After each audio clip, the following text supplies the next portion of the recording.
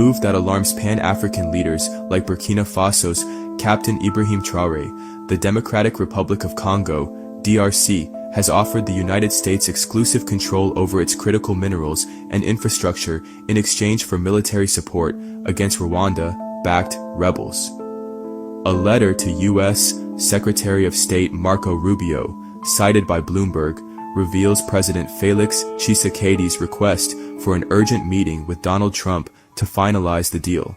The Democratic Republic of Congo has offered the U.S. exclusive access to critical minerals and infrastructure projects in exchange for security assistance. This comes as it battles Rwanda-backed M23 rebels along its eastern front. This pact would secure American dominance over Congo's vast reserves of cobalt, lithium, tantalum, and uranium, minerals essential for the global energy transition. Tshisekedi's desperation is evident as Rwandan-backed forces tighten their grip on the mineral-rich East. The proposed agreement grants U.S. companies operational control, exclusive extraction rights, and involvement in a deep-water port, while American military forces would gain access to Congolese bases under the guise of protecting strategic resources. However, corruption and child labor concerns loom over Congo's mining sector, raising doubts about whether U.S. investment will truly benefit the Congolese people or deepen foreign exploitation of Africa's wealth. To better understand the implications of this deal, one must delve deeper into its consequences. President Felix Tshisekedi, beleaguered by decades of plunder and instability, has thrown a lifeline to the United States, offering exclusive access to Congo's coveted minerals in exchange for military support to quell the uprising. It is a desperate plea, a cry from a nation bleeding from the wounds of neocolonial exploitation. Yet, it is a move that raises eyebrows across the continent. Why in this hour of reckoning does Tshisekedi not turn inward to the radical self-reliance of fellow African leaders, like Burkina Faso's Captain Ibrahim Traoré? Traoré's revolutionary stewardship of mineral resources and bold defiance of external meddling have slashed terrorism and restored dignity to his people.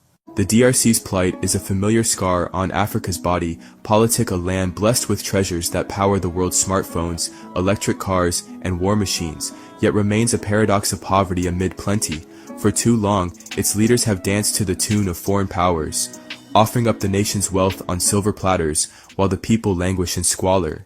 Tshisekedi's latest gambit, detailed in a classified letter to U.S. Secretary of State Marco Rubio on February 21, 2025, is a continuation of this troubling legacy. The proposal promises American corporations privileged access to Congo's mineral bounty and infrastructure projects while begging for security assistance to fend off the M23 rebels, who with Rwanda's complicity threatened to topple his government.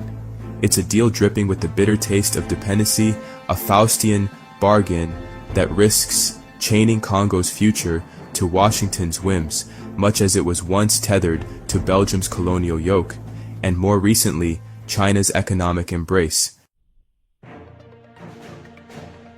But across the Sahel, a different story unfolds, one that should stir Tshisekedi's soul and ignite a pan-African fire in his leadership. In Burkina Faso, Captain Ibrahim Traoré, a 36-year-old revolutionary soldier thrust into power by a coup in September 2022, has rewritten the script of African governance. Where Tshisekedi sees salvation in foreign hands, Traoré has seized the reins of destiny, transforming Burkina Faso from a terrorist-ravaged outpost into a beacon of sovereignty. His secret? A fierce grip on the nation's mineral resources, a rejection of neo-colonial puppetry, and a relentless campaign to arm his people against the scourge of extremism. Under Traoré's watch, Burkina Faso has not only begun to reclaim its gold and other minerals from the clutches of foreign multinationals, but has redirected those profits to buy weapons and equipment, bolstering its military to drive terrorists from its borders. The result? A dramatic reduction in attacks, a resurgence of national pride, and a model of self-determination that echoes the dreams of Kwame Nkrumah, Thomas Sankara, and Patrice Lumumba. Tshisekedi's offer to the U.S. is a stark contrast to Traoré's defiance.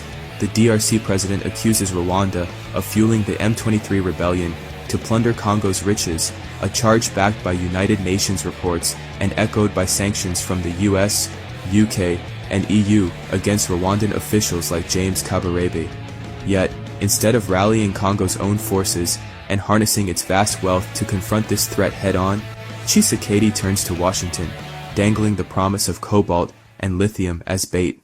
It's a move that reeks of capitulation, a surrender of agency that Traoré would never countenance. In Burkina Faso, Traoré has shown that a nation's resources are not bargaining chips to be traded for foreign favor, but the lifeblood of its independence. By nationalizing key mining operations and renegotiating lopsided contracts with Western firms, he has funneled revenues into state coffers, purchasing drones, rifles, and armored vehicles to equip his soldiers. The terrorists who once roamed freely in Burkina Faso now cower, their networks disrupted by a military emboldened by its leader's vision. Imagine for a moment if Tshisekedi followed this path. The DRC sits atop the world's largest reserves of cobalt, 70% of global supply, and boasts untold deposits of copper, gold, and diamonds. Yet, these treasures have enriched everyone but the Congolese people. Chinese firms dominate the mining sector, extracting billions in profits while leaving behind environmental ruin and paltry wages. Artisanal miners, including children, toil in deadly conditions, their labor feeding a global supply chain that cares little for their lives. Tshisekedi's predecessor, Joseph Kabila, inked a $6.2 billion minerals for infrastructure deal with China in 2008, a pact Tshisekedi himself has criticized as a failure for Congo. Why then does he not break this cycle? Why not seize control of these assets, as Traoré has done, and use them to build a Congolese army capable of crushing the M23 and securing the nation's borders? The answer lies in a lack of revolutionary zeal, a quality Traoré embodies in spades. When he assumed power, Burkina Faso was a nation on its knees, battered by jihadist groups linked to Al-Qaeda and the Islamic State. France, the former colonial master, maintained a military presence under the guise of counterterrorism, yet the violence only worsened. Traoré, channeling the spirit of his mentor Thomas Sankara, expelled French troops in 2023, declared an end to foreign domination, and turned to his people. He mobilized civilians into volunteer defense forces, armed them with locally funded weapons, and launched a campaign of grassroots resistance. Today, Burkina Faso's security situation, while not perfect, has improved markedly. Terrorism has declined, and the state's authority is being restored. Traoré's message is clear. Africa's salvation lies not in begging for Western aid, but in standing tall and wielding its own power. Tshisekedi, by contrast, seems trapped in a colonial mindset where the West is both savior and master.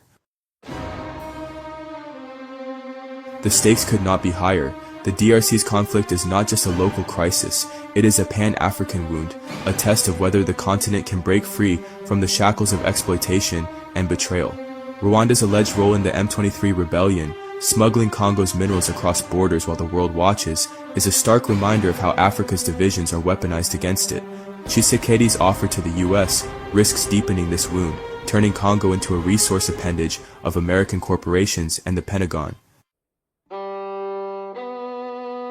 Tshisekedi stands at a crossroads. Will he be a caretaker of Congo's subjugation or the architect of its rebirth? The continent watches, and history will judge. Let him choose wisely. Let him choose Traoré's way.